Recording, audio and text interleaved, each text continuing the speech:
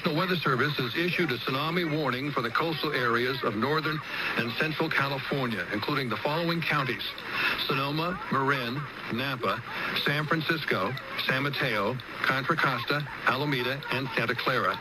This is a result of an 8.9 earthquake near Honshu, Japan, that struck at 2:46 local time in the afternoon in Japan.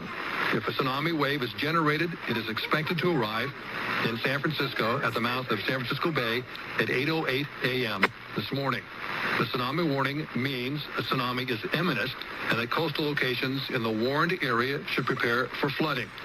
The National Weather Service is updating conditions hourly or as conditions warrant. This concludes the activation of the emergency alert system.